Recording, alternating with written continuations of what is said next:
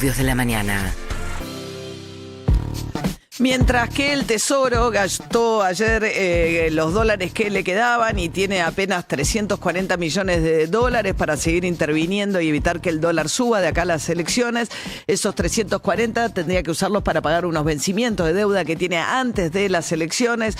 La pregunta es qué va a pasar ahora, si en esta jornada va a empezar a usar dólares del Banco Central, de la reserva del Banco Central, para defender el tope de la banda, mientras se espera noticias de Estados Unidos, básicamente un anuncio. Va a ir Milei el lunes a encontrarse con Donald Trump y fue Kristalina Georgieva, la titular del Fondo Monetario, que ayer anticipaba un poco. También están bastante pendientes del resultado electoral. Sí. O sea, hay que ver si el apoyo llega antes de las elecciones o si quieren ver antes si hay apoyo para Milei. ¿Qué decía Georgieva? En mi parte del mundo, en el este de Europa, tuvimos muchos ejemplos de líderes muy valerosos, muy corajudos, que tomaron decisiones muy difíciles. Viene hablando de los ajustes y había ponderado el tamaño del ajuste fiscal en la Argentina. O sea, muy corajudas porque cortaban las pensiones, las jubilaciones en 50%, 40%. Y aún así eran reelegidos. ¿Por qué lograban ser reelegidos a pesar de haber hecho ajustes tan brutales? Porque la gente confiaba en ellos. Ahora miramos a Argentina. Argentina está llevando adelante un programa de ajuste muy dramático.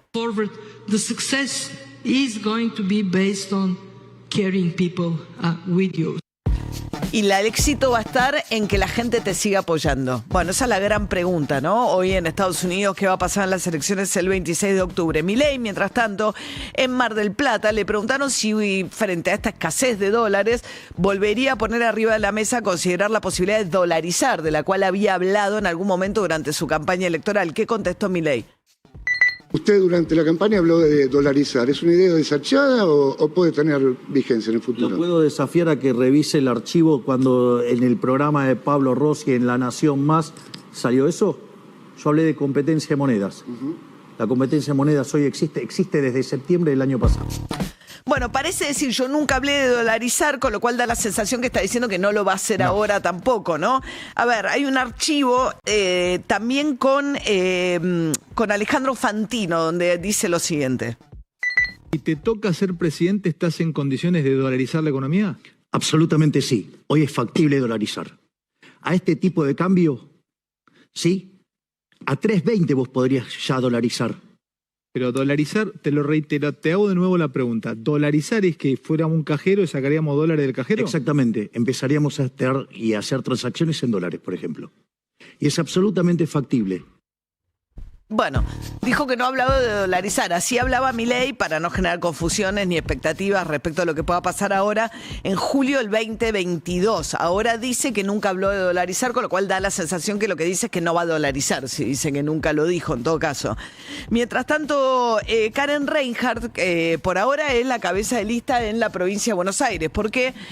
Porque los 7 partidos, los 8 que compiten en las elecciones del 26 de octubre en la provincia de Buenos Aires, ayer se opusieron a que Diego Santilli pueda pasar por encima de Karen Reinhardt y ser Santilli el cabeza de lista. Yo me pregunté bastante cómo había llegado Karen Reinhardt a ocupar ese lugar tan destacado.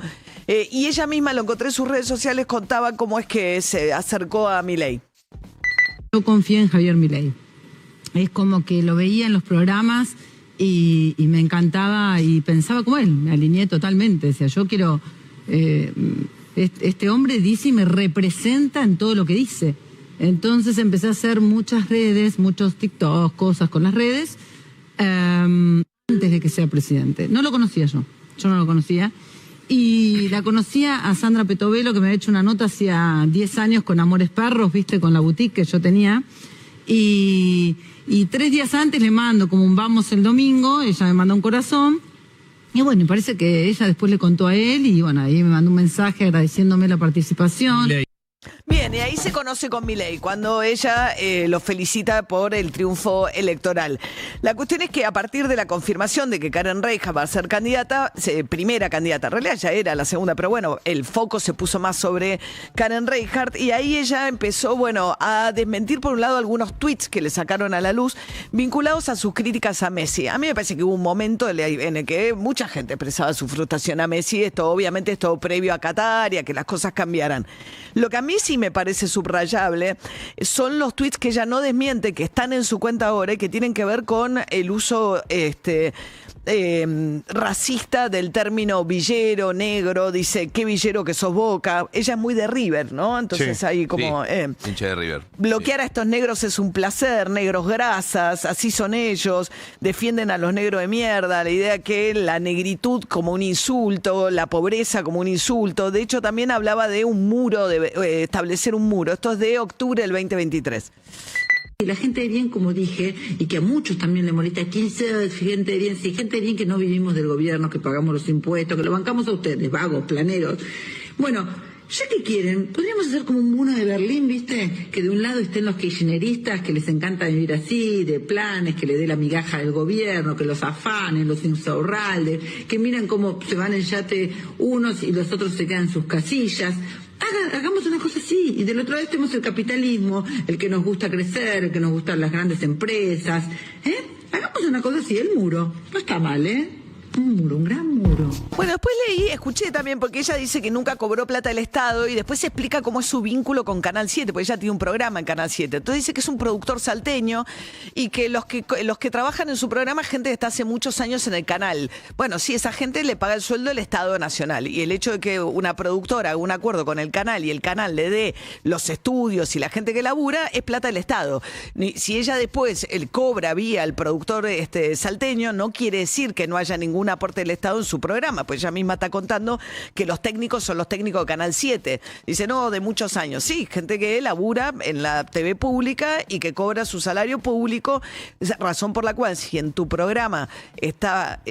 lo más caro de un programa es el estudio y los técnicos y demás, con lo cual en esas producciones, que suele haber coproducciones, uno pone por ahí la parte artística y el otro los fierros, bueno, los fierros que en este caso pone el Estado Nacional, bueno, plata. Y hay que ver si además Canal 7 no le paga a la productora salteña por el producto, en cuyo caso, por más que la factura sea al productor salteño, sería por este convenio con la TV pública. No me parece ni bueno ni malo, quiero decir, pero eso es trabajar para el Estado o tener algún tipo de ingreso vía el Estado. Después, ¿qué más dijo Karen Reijard recientemente? Tenemos un país de gente angustiada. Estamos todos angustiados por lo que está sucediendo. Pero por otra parte, llama la atención por qué todos los extranjeros que vienen encuentran trabajo enseguida y los piqueteros y todos los que están hace tanto tiempo no lo consiguen. El otro día pedí mi obra social, médico extranjero. Las clases de particulares que tiene mi hijo, todas profesoras extranjeras, amorosas. La Argentina te cobra 15 minutos de más y se queda 15 minutos más. Es verdad, como se lo estoy diciendo. ¿Por qué toda esa gente que nos atiende en los restaurantes? O sea, la otra vez escuché a Larreta decir que eso, y lo escuché en este programa desde mi casa. Estaba acá Larreta, lo escuché en mi casa. A ver, y quería decir una cosa, que en los restaurantes todo está lleno de extranjeros. Colombianos, venezolanos. Para no ser colombianos, venezolanos. Pastor hace caritas. Pienso exactamente todo lo contrario todo lo que diga Karen de acá hasta que termine el programa, pienso todo lo contrario. ¿Por qué? Pero Bueno, ahí estaba discutiendo con Facundo Pastor. Mientras tanto, Diego Santilli pidiendo que el debate con Tayana, que es el primer candidato de la lista del peronismo, sea con él y no con Karen Reijard. Yo quiero debatir con vos, Tayana. Pará, dejala acá. Acepta el segundo de la lista, el tercero, si querés. El tercero en la boleta, el tercero, ¿sabés? Tayana puede decir, yo quiero debatir con el primero de la lista. Pero debatí conmigo. ¿Por qué? Debatí conmigo. ¿Por qué? Pero no la ves capacitada para debatir. ¿Sabés qué pasa? Puede ser, se escondieron en septiembre. Puede ser una sorpresa, Karen. No estoy diciendo eso. Se escondieron en septiembre. Manu, se escondieron en septiembre. No hablaron de los problemas de inseguridad, de los problemas de educación, de los problemas de salud. ¿Por qué no Karen Reijard con Tayana? Porque yo quiero discutir con ellos. No, ya sé. Porque si te aceptás el convite... Le tenés fe a el convite. Mi sensación yo me acuerdo, debate es que no le tenés 2021, mucha no vino También Karen. le tengo fe a Karen, pero déjame decirte algo. Yo le tengo fe a Karen y te la respondo. Sí. Le tengo fe a Karen. Ahora, debatí conmigo, porque yo te lo planteo. Bueno, mientras tanto, Lilia Lemoine apuntó contra Tayana, que es el que debatiría con Karen. Él dijo, yo debato con el primer candidato, Karen Reinhardt o Diego Santilli. Para que sea Diego Santilli, la justicia lo tiene que aprobar. Hasta ahora la fiscal dijo que no corresponde.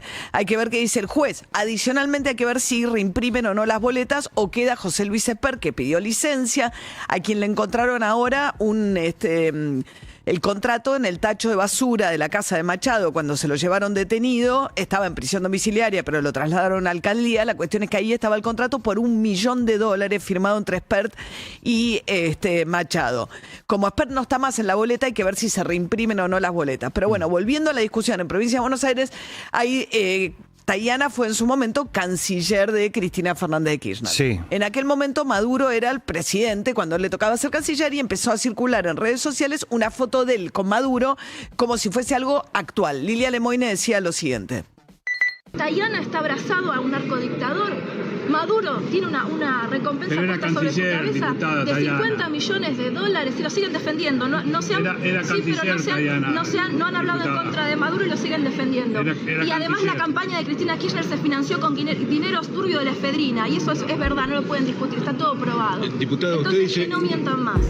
Bueno, entonces le dice era canciller. Efectivamente, después con Ernesto Tenemos lo entrevistamos en Cenital a Jorge Tayana. La verdad es que no es claro al definir la actual realidad de Venezuela. Una cosa es lo que pasaba cuando ellos estaban en el gobierno. La verdad es que ese régimen fue degenerando a un régimen que hoy es un régimen completamente ilegítimo, de una elección ilegítima en la que no dejó competir a la opositora y adicionalmente dijo que iba a mostrar unas actas que nunca mostró, y todos los observadores internacionales que participaron de esa elección dicen que Maduro se robó la última elección.